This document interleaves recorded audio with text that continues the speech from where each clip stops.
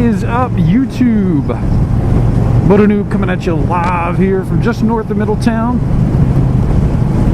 And today I picked up my plates, registration, and title at the dealership for my Striker, which is kind of cool. They're still working on my vanity plate, and once that comes in, I'll do a little quick reveal because I don't want to spoil that. It's going to be a lot of fun. But while I was there, the sales guy I've been working with,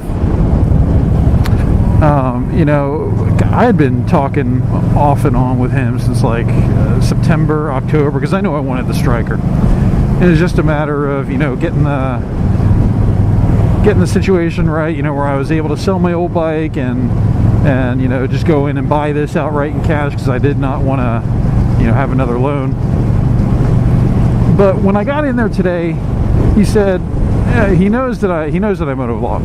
So he was like, you know, what's your setup like? You know, how is it that you record audio versus video and whatnot?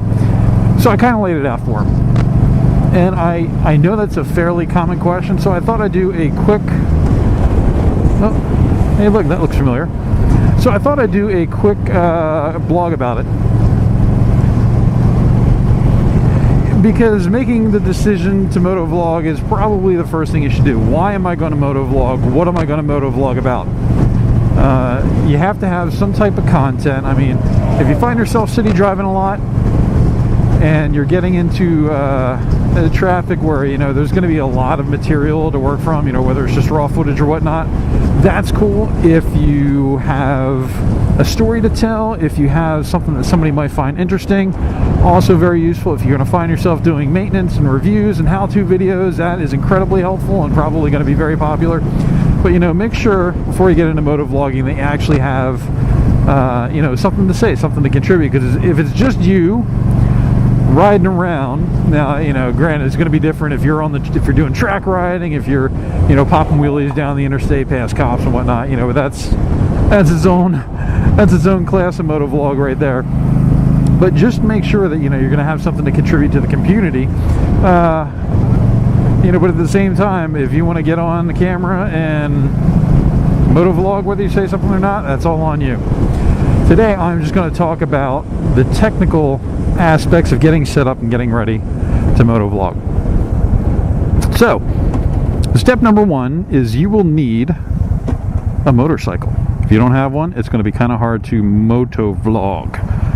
I mean, technically you could do it with a car, but I think, you know, the dash cam or reverse dash cam is a little bit of a different class of video. Obviously you got to have all the right gear, you know, for riding, be safe, and, you know, that's going to kind of be paramount over anything. So to motovlog for YouTube, I'll tell you my setup.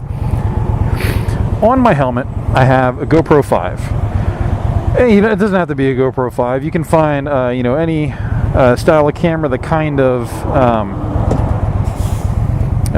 works for the purpose.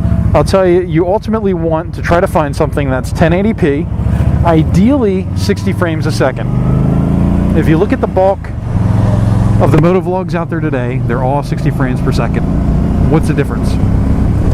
Well, the more frames per second that your video is, the smoother the action. And when you're doing motovlogs, especially motorcycles, having that 60 frames per second is going to give you know, a distinctive quality to your video.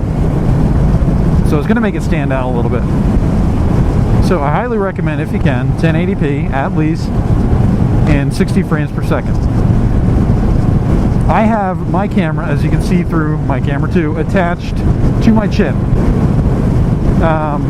Some people have it up the side here and they like the aspect of seeing part of the helmet. That's cool, and I did that for a while when I first started out, but then I saw a couple of other motovloggers who wound up mounting it on the chin, and I just kind of like the panoramic console view of it all. So that's my preference. There's no right or wrong there. Pick one and go with it. But with this, I have it mounted using the curved sticky for a GoPro mount. And then let me get out of the lane here. And then I supplemented that with some strips of a little bit more of the two-sided sticky tape, just to kind of fill in the gaps, because it's not a flat surface, nor is it a perfectly curved surface. And then I filled that in even further by dumping in a little bit of super glue to fill in the cracks, just to make sure it would never, ever, ever, ever, ever, ever, ever, ever come off. Pass this guy here.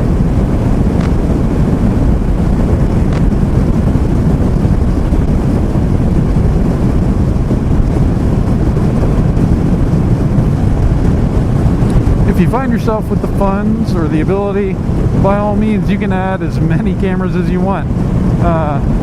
When I got started, the whole thing was I had went to a conference last year, and I just happened to win. I threw my business card into a little basket at this conference, and they pretty much drew it as soon as I threw my business card in. They're like, "Hey, you just won." I'm like, "Cool, what did I win?" And they're like, "You win a GoPro." Now granted, you know, it's an original GoPro Hero Plus, but it works. It does 720p in 60 frames per second. So I'm like, hey, I'll take it. And at the time, I had no idea what I was going to do with it. But when I started getting into riding motorcycle, I'm like, yeah, I think that's what I'm going to use it for. So, and you can basically mount that anywhere. I have it mounted on my handlebars, so it's looking at me as a camera too, so I can narrate and animate. Some other people will put it on you know, their skid bar, or, you know, down by the foot peg to get that, you know, real down low. And if you're doing, you know, twisty videos, or you're riding a sport bike, that might be a little more appropriate or a little more fun for you to edit in. So that's cool, whatever you want to do. From there, you have a couple of options in terms of capturing audio. And it's probably going to be the most convoluted part, because the camera on the face is currently getting blasted by wind. Plus, being on the other side of my mouth, and the camera's on the front, and I think on the sides with the 5, you know, stereo microphones, you would never ever be able to hear me were I just talking normally. So what people will do is they'll get an adapter, like a USB to a 3.5mm adapter, and then they'll run another microphone in through the helmet, and you know, basically just set that up in front of their mouth, so when they speak, it gets recorded into the GoPro audio like that. I went a different route, and I think this is how Yami Noob does it. Is I have a separate voice recorder that I have in my coat pocket. So I have a lapel microphone that I've wired in through my helmet, and I basically zip tied it to my other microphone that's for my Bluetooth headset in there, and I've wrapped it with dead cat, which is you know, something to help with the wind, you know, cut down the wind noise. So then you know, whenever I go to record a video, I'll basically plug that into my voice recorder. It's kind of annoying because I do have a cable that runs down, but you know, it is what it is. You're going to have a cable somewhere regardless. Cable that runs down to my jacket. So I'll fire up my voice recorder, fire up camera 1, fire up camera 2, and then I'll do basically a clapboard. You know, ever seen them, you know, take 1, and that's so when I go into editing, I'll be able to sync up the video by that little clap. So I mean, from that point, you're kind of set up in that, you know, once you have your video rolling, once you have your audio recording, you now go on the road and you record. And that's kind of like the big monumental part there, where you have to come up with content, be kind of original and interesting, or, you know, just say what you got to say.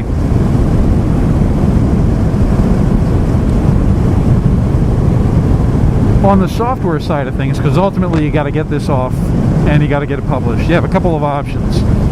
If you get, if you're using a GoPro, if you want to go simple, one camera, audio, and you do that, you know, audio option that goes directly into the GoPro camera, you can use the GoPro software. It's pretty versatile. You know, you edit, you chop it up, you split, you put things together, you save it out, and then you upload it to YouTube and you're good. If you have multiple cameras though, it's a little bit more of a feat of editing. So I use Adobe Premiere, and that's you know, commercial grade software for editing and producing videos.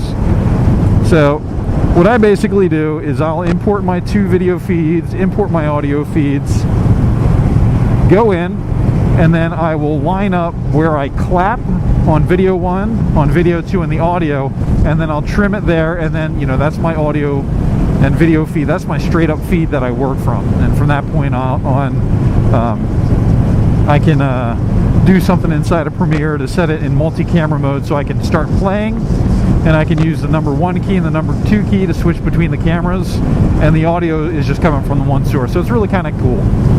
There's definitely a learning curve in the editing.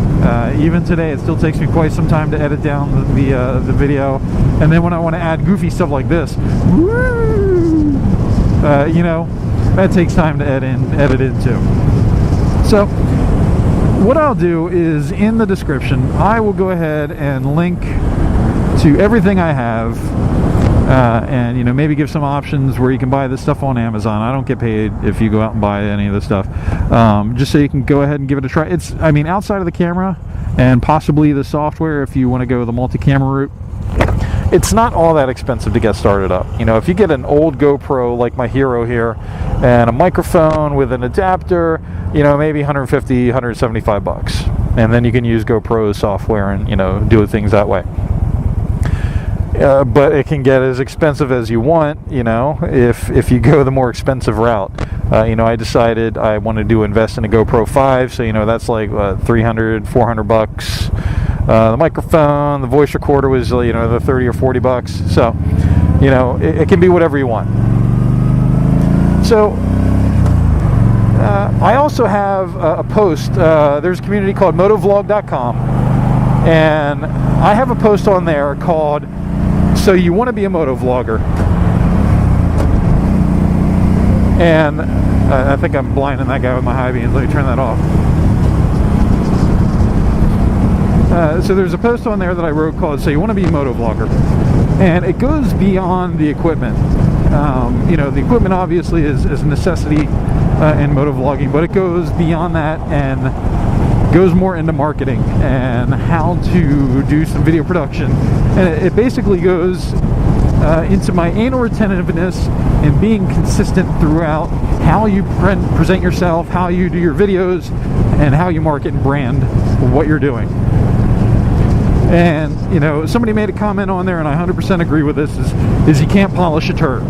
You know, regardless of how much branding, how much flashy graphics you add, if your content sucks, then you're just not going to do well on YouTube. And again, if you're having fun, that's cool.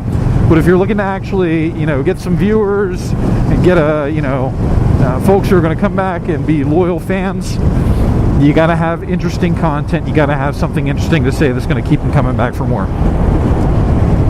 So that is it for me today, guys. I'll link to that in the show notes too. And I got to do my closing, but I got to turn too. Let me turn. All right. So that's it for me today, guys. I am hitting Route 40 now in Bear, Delaware, riding around. It's let me see what time it is. It is 5:46, and for some reason I decided to go riding in 40-degree weather in the middle of rush hour. So I'm going to let you all go and try to focus on not getting run over by these cagers. Have fun, keep it shiny side up, and I will see you next time. Oh gosh, I hope it doesn't get much colder than this. It's supposed to be almost 60 degrees this weekend. Let's all look forward to that. Come on, spring. Can't get here soon enough.